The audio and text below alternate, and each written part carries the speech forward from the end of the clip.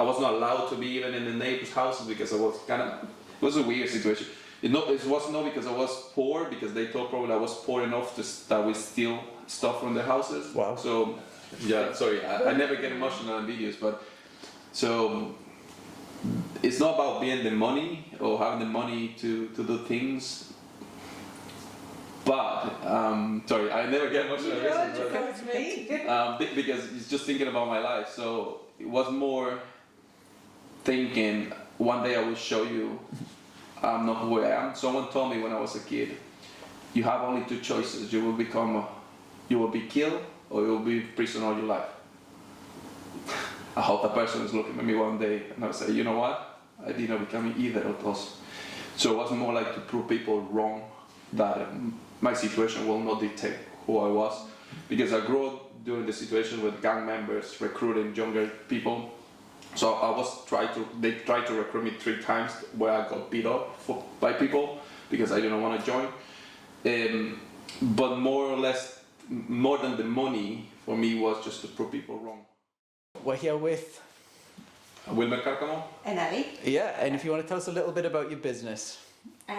We Caribe Coffee Company, we're co-founders. We started in 2018. And essentially Wilmer's from Honduras and we import raw green coffee, specialty standard, and sell retail mainly online. Where did it all start? If you could just tell us a little bit about your childhood, just to get a little bit of the entrepreneurial side and see if there's anything from that was taken. So how would you describe your upbringings? So I was born and raised in Honduras, Central America's third world, or developed country, we will say. So I think for me has been always been that sense of survival mode kind of thing. So I grew up with a lack of food, lack of help, support. My mom was a single mother for 5 kids. So I was the second child who needed to support my mom. So it was that I always have that intensity of looking for what I can do, how I can do it. It's not like sometimes you have all the tools or all the resources. I didn't have any of those, so I needed to become kind of creative naturally. So if I needed food, I needed to climb a tree and eat mangoes, or I needed to go steal corn from the cornfield from someone to kind of have some context kind of thing to people to understand what is the level.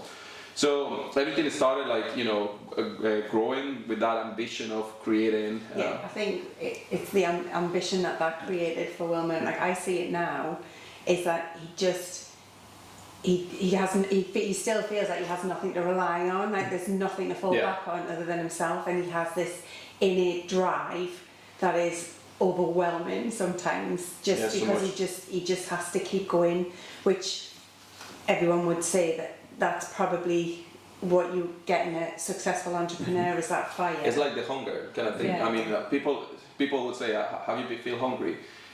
If people would say yes, in general you will feel hungry, but have you feel hungry and knowing that whatever you do, whatever you could try in your head, whatever you could imagine, you cannot get food. Yeah. Like even if you go to your neighbor asking for food, that's not an option anymore. Like you can imagine anything to do. So for me, that hunger is still. So everything started with that growing, moving fast, really quick. It was really difficult all the way till I was 20. I managed to study accountancy, so in Honduras, moved to Cayman Islands. Even with a degree, I had a good job in Honduras. I was a sales guy. I started cleaning floor again. So I arrived in a new country, new language. The Cayman Islands is an English-speaking country. I didn't speak English at the time, so I knew the basic. So I started cleaning floor.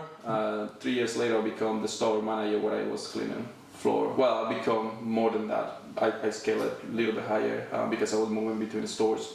So I became the fastest, youngest outsider in the company to grow in a multi-million company. So is the mentality with that then a case of whether I'm flipping hamburgers, whatever it is, I want to be the best? Kind of thing. Well, my grandmother was not an educated person. She was a humble farmer. My mom kind of has the same kind of mentality, but my grandmother always say, whatever you do it well or don't do it at all. So it's like that kind of old school, hard worker. But I see that with Will. When we moved back to the UK, he couldn't get a job because his accountancy degree wasn't recognised. So sort of no CV really. I mean, he looked at supermarkets to manage here, but again, you know, in the UK, management positions, they need to see UK experience and they need to see qualifications as well as education. So again, he had to start serving in, I think At Hilton. Yeah, I took a night shift job at the Hilton. I was just, I started, I mean, after having, taking in mind that in Cayman Islands, that's moving all the way. We have a successful construction business. Sorry, you know, we were successful professional people. She was a manager in the veterinary vet industry. Yeah. I was a manager in a supermarket. You know, we opened our own construction business, which was going really well. So people would be like, "Oh, coming to UK, I will not." I started whatever came out. So Hilton hired me for event setup table. So I was serving setup table like. And I was happy. I was doing. People was like looking. But everybody loved him because he just did the job so well. I know mine stuff from the ground again, so that's what happened. Yeah. Well, you need challenges. You said obviously you've got obstacles and challenges. There's a famous saying among boxing: it's harder to wake up and put the graft in if you're waking up in lovely sheets and stuff like that. So is it a case of that's with yourself? That's a good. Yeah. That's the best way to say it. That's a different. I'm kidding. Yeah, you need the hunger. You need the hunger and drive if you want to make it as an entrepreneur. Yeah. So I think you need it because it will not get easy. People think that what we discussed initially, right? People always think, "Oh, I will start my business to work." Is that saying, don't work 9 to 5, work whatever you love. If you're working whatever you love, you will work harder than working for someone else. Because working for someone else, you don't need to worry about anything else besides your job. Open your own business, you need to worry about everything and other people and the bills and and sometimes pay even yourself, so it's even harder even if you love it. So it's not easy way to do it. So but my upbringing was a lot different. I've had food. I love it. Okay. But I would say I had too many options. Private education, just loved school, loved learning, had no idea what I wanted to do. So whereabouts was this geographical wise as well? County Durham. And I went to University of Edinburgh, did biology because I loved it, but had no idea, where it was going to take me. It was just I had the privilege that I get to go to university, so I went. There's nothing wrong with it. It's not, but again, it's just like doing it for the sake of doing it and just following that life path without actually stopping and taking a moment and saying like, why am I doing this? But when you're full of youth, you don't really stop and think, you just do. And then after uni, you do the travelling. So I went travelling and that was amazing. Saw the world and knew that I was going to want to do that at some point. But when I came back, had a lot of debt from travelling, so I needed to get a job and started at the bottom working in a veterinary practice and didn't really want to do anything with veterinary. It wasn't anything that I'd particularly been interested in, but my biology background helped a lot. And from starting, I've always been a hard worker. My parents were self-employed, and they've always grafted. I worked with them in the various businesses that they did, and knew the value of hard work. So I got on really well there. I was offered a student nurse position, so I was like, oh well, I'll stay and do that. And then I got that, and they were like, oh well, do you want to be head nurse? So I was like, well, I may as well stay in and do that. And then they scaled up quite a lot and built a new premises. It was a referral hospital. So they said, do you want to sort of help oversee the move? I was like, oh, it's good experience. And then I became a primary care manager, customer care manager. They put me through an MBA, which was just fantastic. So that was something I really enjoyed doing again from a learning point of view. And then that was about 10, 11 years time. Lots of things changed in my personal life. My dog died, which was a big thing. And I thought, you know what? I want to travel more. Like it was like 11 years ago and I loved traveling and I hadn't done any more. So that's when I travelled to the Cayman Islands.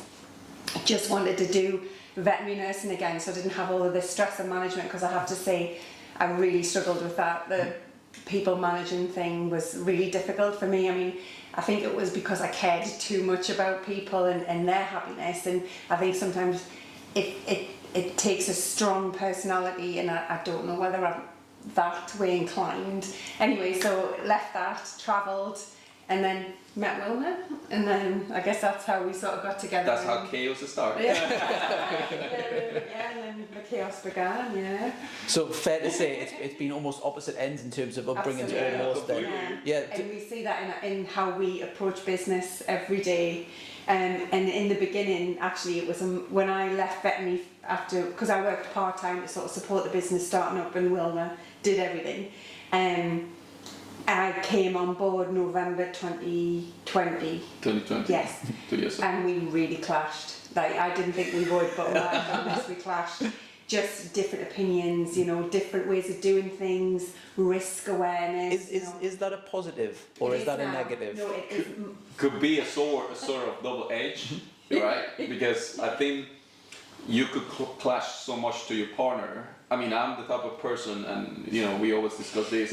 Like, I'm in work mood, so it's Wilmer, the horrible person at work, and then it's Wilmer, the husband. So I'm very sweet. I make you coffee. You, my friend, you make you coffee. You working. It's a different. Culturally as well. So not you know, everything is, we're just very different. Yeah. So what we really had to do was stop and say, right, okay, how are we going to make this into a positive? Which is a very entrepreneurial thing to do. Is like take something that's a negative and make it into a positive, learn from it, and use it as a strength.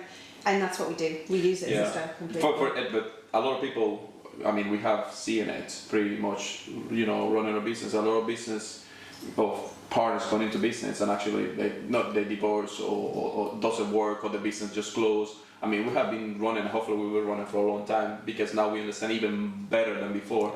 It's not like you say, it's good or bad, you know, could be good or could be bad. You need to figure out, like, you know, or compromise. So if you need to compromise, you need to compromise.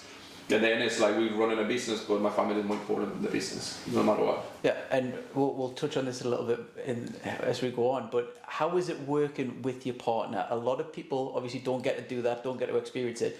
There's no escape. Does it add a lot more stress? You obviously said there's a lot more. Do you want to hear it from her side or from my side? I mean, individually, if we could get it, but obviously, I would imagine it puts a lot more stress, but it obviously would bring you closer together, I would imagine, as well. A lot of people have never, and possibly will never, get to experience it.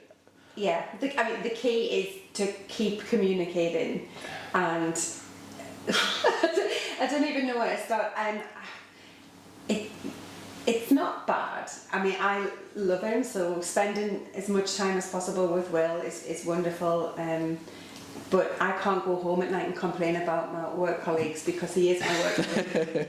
It's a downside. Fall on deaf ears every day. She can complain to me.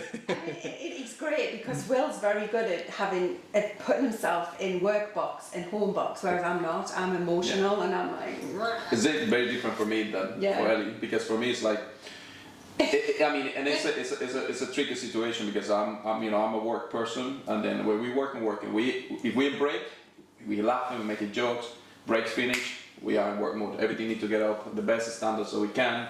I will not criticize, but I would point anything that needs to be corrected. I'm like too direct sometimes culturally. So you know, Latin Americans, Latinos, we are very direct to say, oh, that doesn't look right, could you correct it? And for me, it's just telling my colleague, hey, you are in a better position to correct it. It's not about me, it's not about you. Needs to be correct, right? The business needs to keep moving. Yep. But you know, eventually as well, you know, we work from home the majority of the time, so we have a roster in the closet property. So being in work mood for me is almost 24/7. Eventually we run the business, so it's a little bit hard. So it's like you need to figure out. It's very different for every person. Like if you have your office, you can go and leave work at your office and come home and will be relaxed. For us, it's like, you know, we are home because of our family situation. So we have a son with disabilities, or you know, so he needs a lot of attention, 24/7 attention. So that's why we decide to work at home and have it as close as possible. So for me, it's like you mainly get working Wilmer most of the time until she slaps me in a good way. In a good way, and say, hey, you know, I need you home. So I need to kind of like literally breathe and say, okay, family time. You know, literally it's like I need a slap to wake up, but. It's not because I'm like that, I can switch, but it's because we work from home mainly. Yeah. So, yeah. I mean, you mention it, and obviously tell us to mind my own business if not, but you mentioned you've got a child with disabilities. Yeah. That there will be entrepreneurs out there, or people who possibly are in that situation and looking to get into business. Is that super challenging? Is it easy to work around? How does that impact, and would that put you off, or do you think that should put people off? No.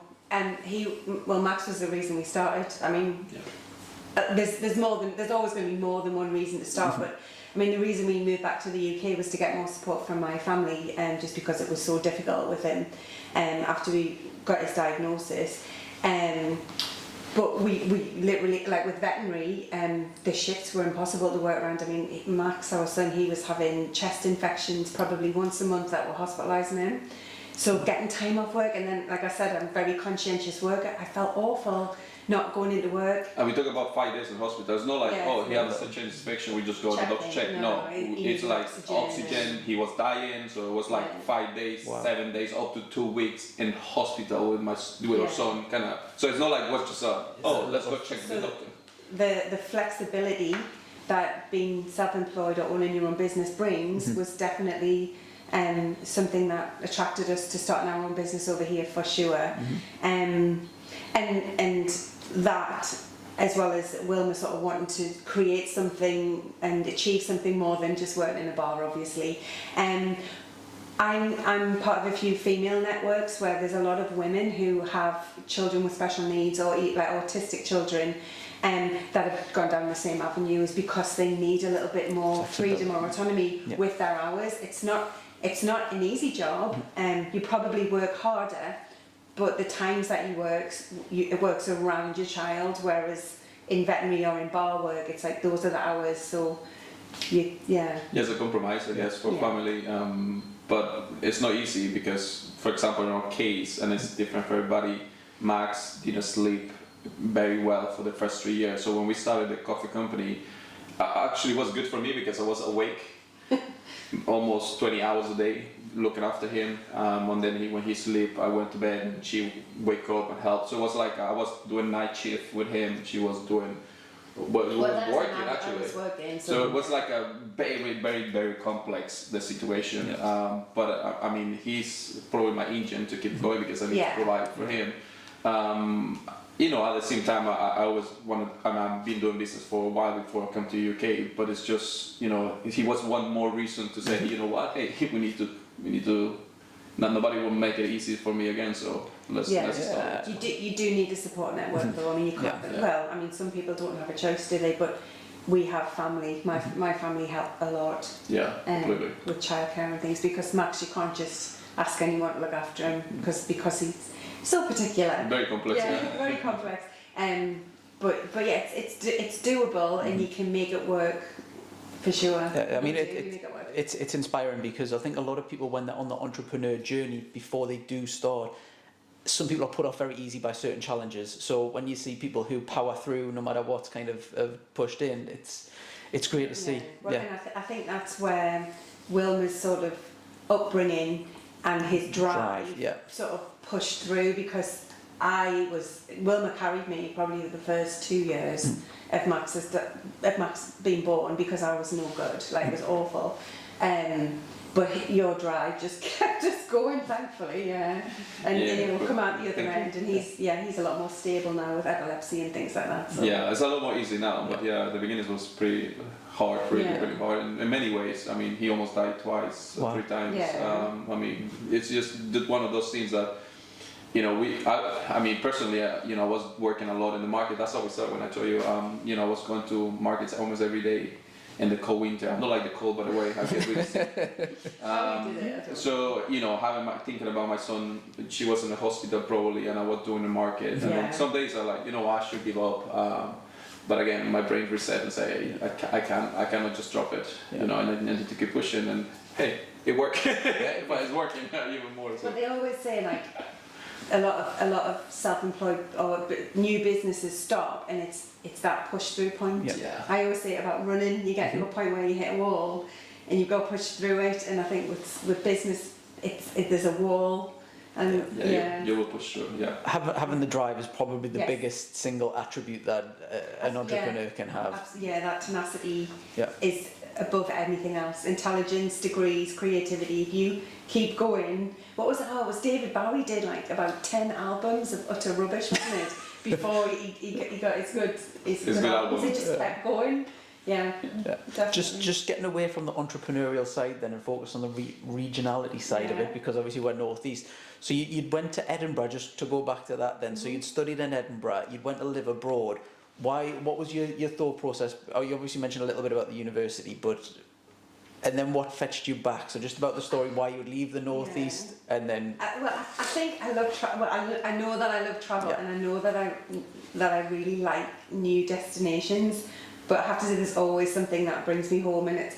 I mean, my family's here, but and Wilma would agree, despite the weather being a bit lower, the temperature being lower than you would expect, but Northumberland is a really beautiful area, Yeah. and for me, I trail run and I like hiking. And you know, to have this out the back door was fantastic. And our son, again, he is very lucky that we have a really good social care area as well that looks after him. Yeah, I think we have the best of both worlds. Like, you know, we have the city in Newcastle, so you can have a good night out in the city, but also you can just drive 20 minutes and you will be in the countryside. Yeah. Fantastic. And people generally, I mean, we travel a lot, almost all around the UK, and people from the northeast, but you know, has that particularity. That's the word, particularity. Like, I mean, the uniqueness that, you know, it's like always warm and nice, and you know, even if we don't understand Geordie, you know, it's nice when they it's nice when they communicate. Yeah. An honorary Geordie now. Yeah, So I know. he got his full visa, which is a 5-year process, and then our neighbours bought him a Geordie mug and a Geordie passport to say that he is Officially. officially Why Geordie. now? Yeah, I'm a YI pet now. No, Yeah. yeah. But yeah, we always love this, you know, this place. So Yeah, well, in terms of getting back to the entrepreneurial side of things then, so a lot of people would say it's very safe to have a 9-to-5. Why risk stuff and start a business up? What was it in particular that you thought, yeah, let's do this, let's do it? Because it's a risk. Most people would say it's a massive risk that you don't need to take. What? yeah, you want to. Yeah, you go, Yeah. because I would say it's a risk. Just to interject, my parents were self-employed and had various small businesses from me growing up. Was that very influential to you? Yeah. That yeah. Yes and no, because my parents always said, don't go self-employed, don't go self-employed. It's really stressful. My dad, he started as a milkman, and then we bought newsagents, post offices, and then we had a cattery for a while, and he worked every day of the year. And like, you know, newsagents and milkmen, they get up really, really early. And I just remember him saying, you know, the only day that I have off is Christmas Day, and you kids are up at 6 a.m. It's ridiculous. So yeah, I had the opposite. It was like, don't go self-employed. But I think after I did my MBA and I learned so much stuff, it was so frustrating to see other people not do what I would have done. And I think for me, that was the exciting part, was that it was Wilma starting it, and he has to listen to me because I'm his wife. So, and then, you know, together we the ideas that we have is so exciting. Yeah, for me it's different, because for me it's like, what you have to lose. So I was born with nothing, I was growing with nothing, so for me it's like, and to put in perspective, like, you know, wherever you are in your life, like if you decide to start a business, where you will land back is wherever you were. So you have a job, right? You know, if you decide to go yourself solo, start your own business, if it doesn't work, you can go back looking for a job. Like for me, so my context is like, you don't have anything. You always will go back to square one. The worst case scenario Yeah. isn't really terrifying. Yeah. Going back to Waterspoon to serve drinks. You know, for me, like I never served drinks before even in Cayman Island. I clean floor. So for me, it's like, well, what's the worst can happen? I will go back cleaning floor. I have done it, and then I raised in a year and a half I was the manager of the store. So yeah, it will take me another 2 years to develop myself into a career in a new country, but it doesn't matter. So you know, it's always that scary moment of, should I start or should I not? So you need to put in context why you're starting, understanding what you're good at.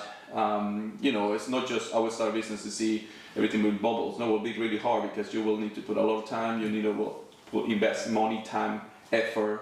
You know, probably studying, learning the market, or learning whatever you need to do. So it will be not easy, but if you think you need the flexibility, like us, you know, I don't need to call someone to, you know, to say, oh, I want to show up at work.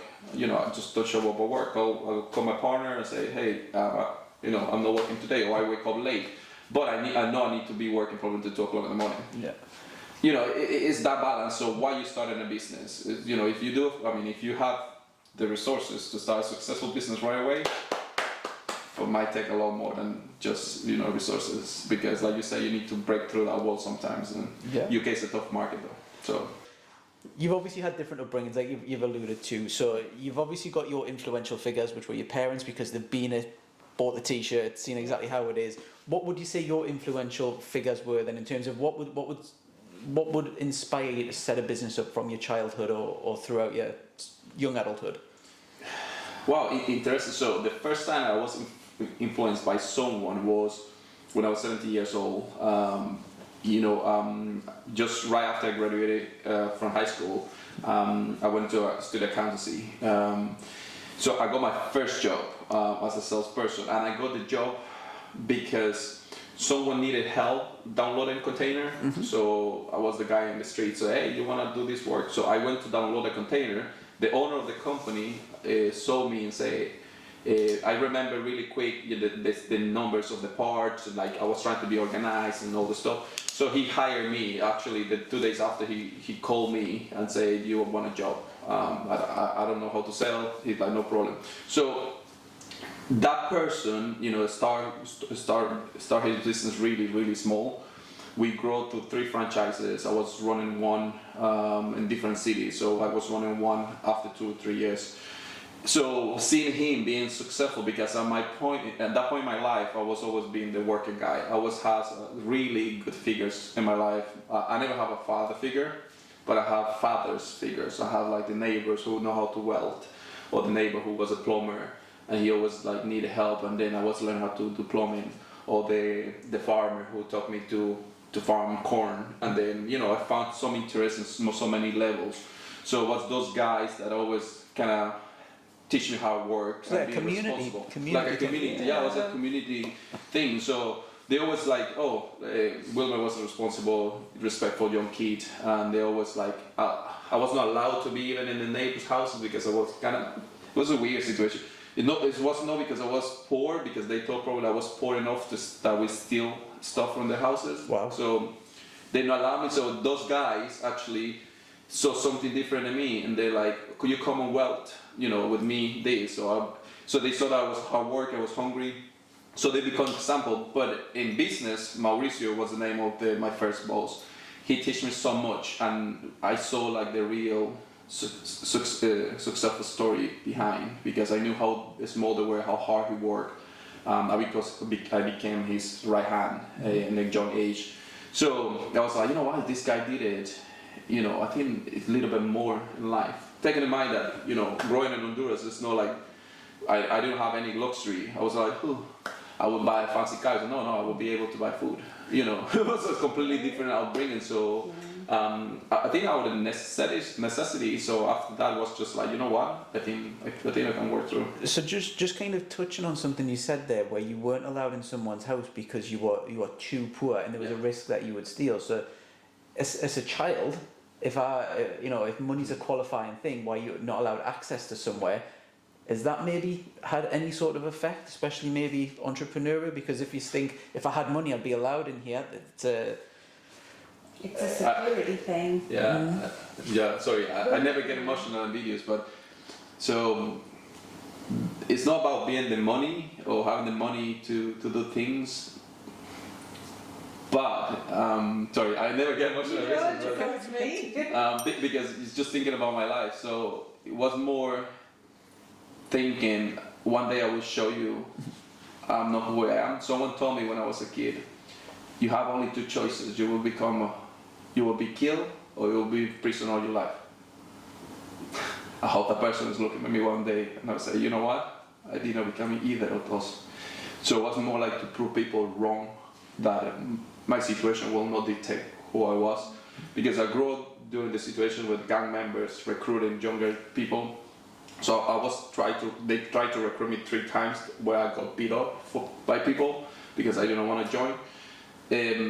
But more or less, more than the money for me was just to prove people wrong. And up to date, I like to do that.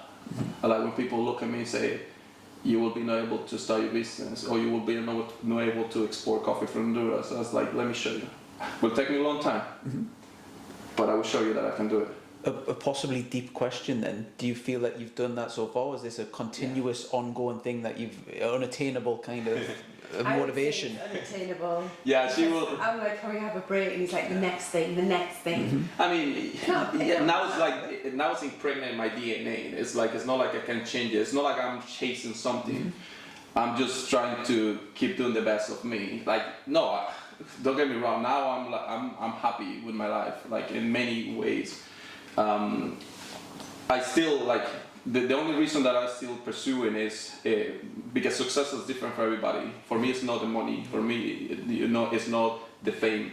Successful for me is helping other people. So I'm still chasing that because I want to help as much people as possible in my life. So people will be successful with different someone because someone's chasing a nice car. I am not chasing a nice car. I'm not chasing a nice. I mean, I like good stuff, to be fair. I mean, compared with my wife is always, talking about it because we are in the different spectrum. I grew up with nothing, and I would like to have that. The funny story of that is like, I play. So my neighbor house, the kids, we were the same age, so I wasn't allowed to go into the house. So they have a Nintendo. Do you know the old Nintendos? Super Mario. Yeah. So because I was friends with we were the same age, so it was not like it was an innocent. They don't know why the mom didn't never allow me inside, blah blah. And they just know that if the mom come, I needed to get out of their property because even if I was not in the house and the fence was a big deal. So 10 years old kids playing. So he wanted me to play Nintendo with him. So he broke his window, and I played from outside the window. Wow. So I played, was like they throw the control to the window, and I needed to see through a mesh, because it's a mesh for the mosquitoes, because I have just a space for the control, so I needed to play Nintendo through that. But the question was, did you win? Yeah, I become so good because I couldn't see anything. I couldn't see anything, and I was like, fuck, look how I did that. So we play, right? And then by the time I throw the control back and I sneak somewhere. So the story behind that is like I never owned a Nintendo. For my wedding, my brother-in-law gifted me a PS4, my first PS4. I never used it. You've not got the time. No, yeah, probably yes. So we use it to watch probably Netflix, but not to play. I'm not a fan. So chasing those things, like you say, yes, I like to look at people now and say, well, I done it. I done it more probably for my satisfaction. But thank you for putting the fire in me. And now it's like my fire is helping other people, being my family, my kids, people around me, people who I work with, the farmers. So it's a different kind of context now. He always says it's like he wants to create something for Max, for security for him. And I think that's a fire in your belly, isn't it? It's to make sure that when we're older, that we know when we leave, Max is going to be okay. Yeah, that's probably the bigger one because I want to make sure I die in peace. Like my son will be well looked after. So. Yeah. Well, I mean, people have to get their fuel in business, however it is, motivation. So it was a bad sort of sound, and maybe it's like a flower growing out of a terrible soiled area. It's something beautiful that's come from it. So You're a flower. Yeah. I'll let you decide what flower. I don't know. That's completely fine. So when you decided that you were going to set the business up, how was that met from family and friends? Because that's obviously it can fluctuate. There can be a ton of different responses that friends and family can give. What was your examples for that? Will came up with the idea for coffee because I've been from Honduras, which is the 6th largest exporter in the world, and 3rd in Latin America. So it has fantastic coffee. Yeah. He wasn't particularly impressed with the coffee that I was giving him or that we were having when we were out anyway. It was actually in Edinburgh. There was someone selling specialty coffee from a little kiosk, and the person selling it had no idea where it's from, what grade it was, anything. I mean, I think it sparked something in Wilmot to say, like, I've got something from my country that I really want people to experience here. And I was massively overwhelmed, like, well, how are we going to do that? Like, Honduras is a long way away and we've got to bring it over and we need all the equipment. things like that don't worry Will. He just sort of got on with it, didn't he? I was just like, this is going to be big, but at the same time, Will had changed everything. Like, I mean, the weather, like he's moved across the world. You know, this was my home, and he was going to move here to support us and our family. So we just went, let's do it. Yeah, and we supported him. Yeah, as a family, I think. Yeah, everyone was really supportive actually. I always talk about that because, you know, I'm probably the crazy guy who chased things, but having the support of my family was probably the best thing, because eventually we invested a family business, family money, which was the little bit that we have after our son expenditures and changing country, and you know, so knowing that my wife, when she told me, I will, it's not like I will let you do it, but she was more like, I support you, whatever you decide to do, I'll support you. So for me it was a big, you know, okay, I need to make this work. So as a family, I think we discussed it as a family, and she was happy supporting me. I know it was a crazy idea because 90-95% of the rosters here buy from someone else in the UK or a broker. We don't. We export our own coffee. So basically, we reduce you know, all the supply chains as much as possible. But you know, in that simplicity is a lot of complexity, because it's not just you go to Honduras and buy it. You need a lot of paperwork in Honduras to make sure the coffee exits properly. A lot of paperwork in the UK. So we started actually doing the hard part, getting our supply chain sorted out. For me, the rest was like, machinery and stuff. We started, you know, when we started the roastery, it was probably 4x4 space. So now we had a 600 square foot, probably growing to 2,000 square foot at some point. So it's like, you know, my vision was clear enough to make it work. So it was like, it's this. So I flew to Honduras and I did all hard work. Yeah, and my brother went with him. That's how supportive my family was. Holiday. Obviously I had Max, so I stayed at home, and then my brother and Will flew out to find suppliers and farmers and cooperative exporter. So a lot of the logistic kind of that we deal with. So even if we had one of the newer ones, well, it's a lot newer now, rosters are kind of famous now. You know, we were one of the newer ones in the Northeast. Probably we have sorted out more the supply chains better than someone else. By now, we don't say the name, but you know, Borough by Nate has been in the industry over 100 years, and we managed to do what they cannot do it because of connections. Eventually, I know the process. So. Yeah. I mean, you've alluded to some of it there, but a bit more in depth. In terms of when people start a business up, there's a spectrum. So people are either will just jump in straight away and just learn as they go. Some will meticulously plan absolutely everything, not launch until something's done. What sort of... Well, I will tell you my take. I will tell you my take. So I'm the type of guy that I have a vision.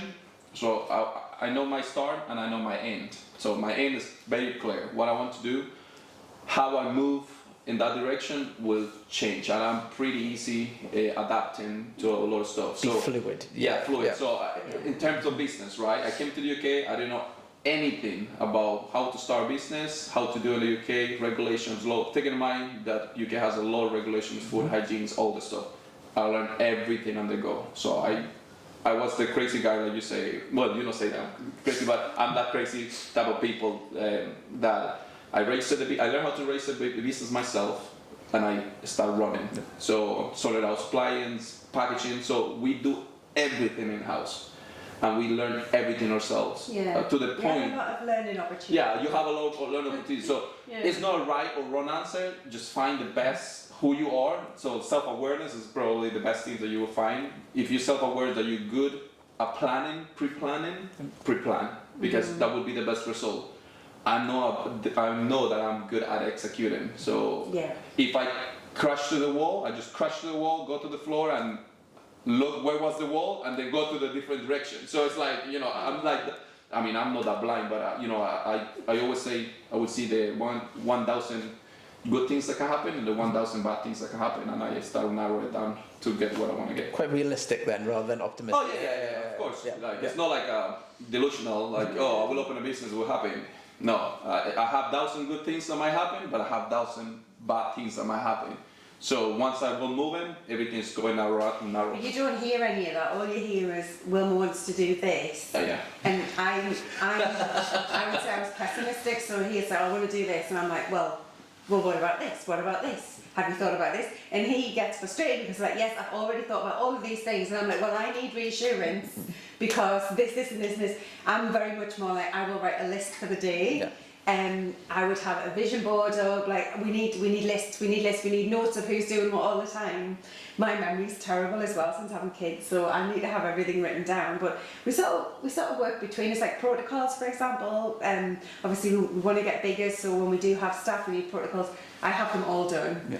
For the two of us, which we like know how to do everything, but they're all written down, so we're ready for. Yeah, we always kind of ready for scaling as well. Like for example, before Dragons Den, we will touch probably that later. But you know, when we went to the show, we already were ready for scale. So, but that's the thing, we already have that vision, even before we went to the show or before they contact us to be in the show. So it's not like we went to the show and they decided to scale. No, we were already kind of planning in that direction. So it's kind of, you know, worked.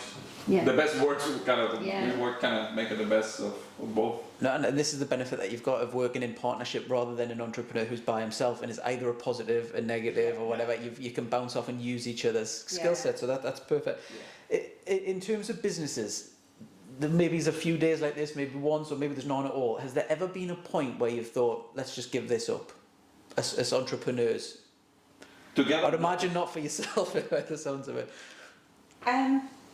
Together, never. Like if we work together, we like never say, "Oh, No, let's discuss it together." We give it up because we're tired. No, probably in our own minds at some point. I What's can't like? honestly say I haven't, but then he carries more of the stress because he knows I can't deal with it.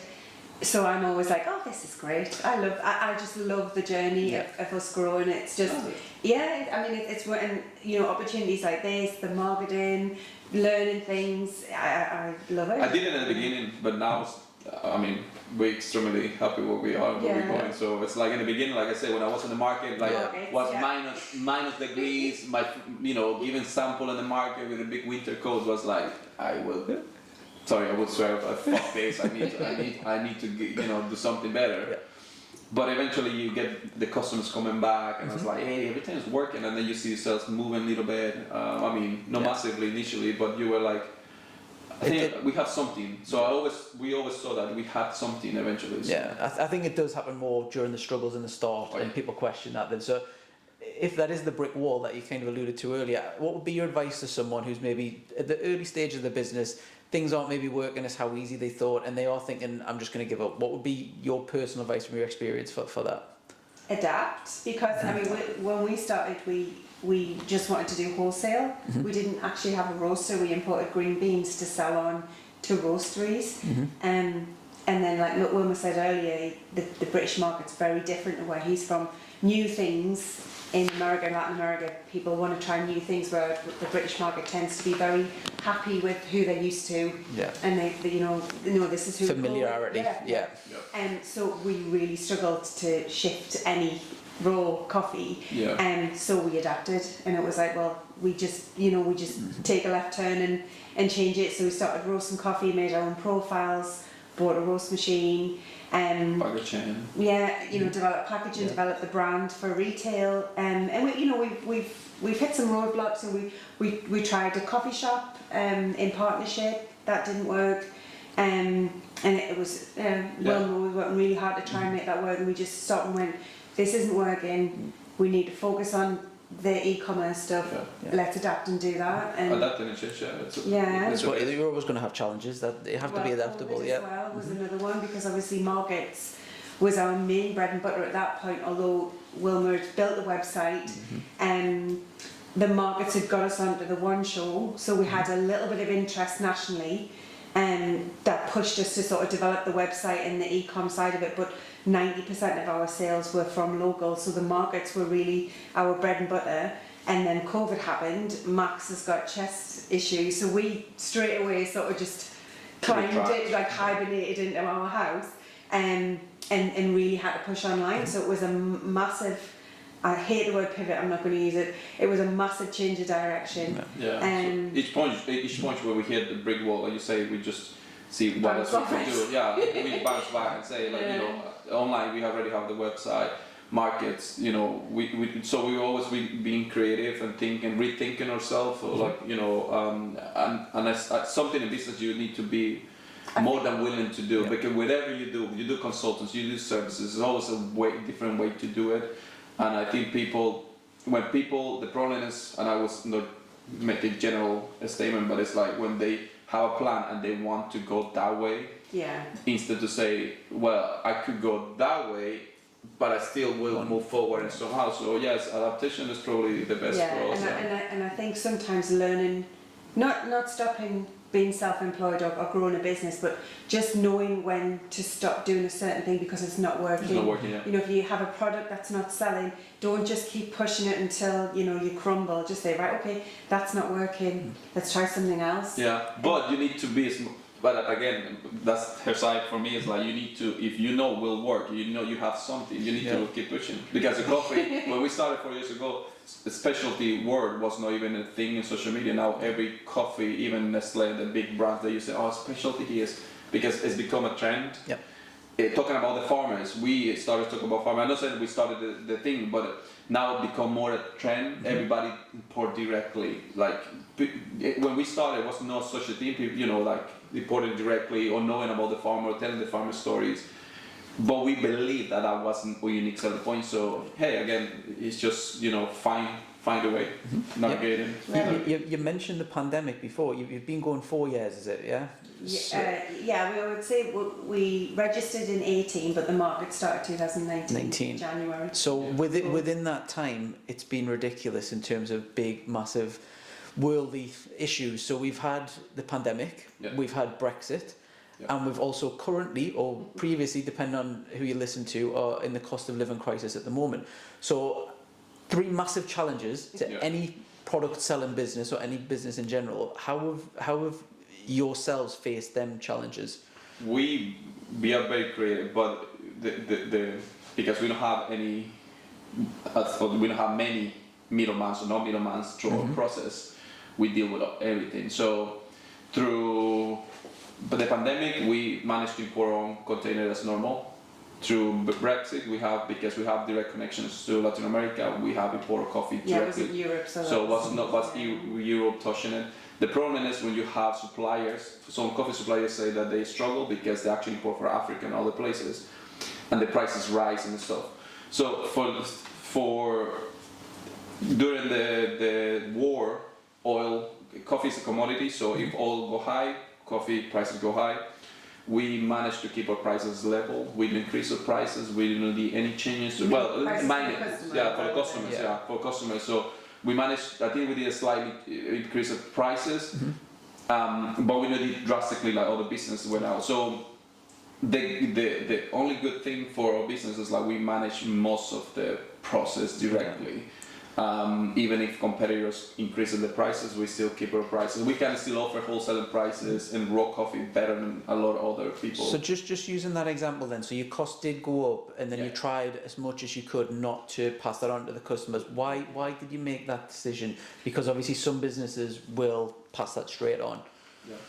And we didn't want to. At the end of the day, everyone's in the same boat, trying to, coffee is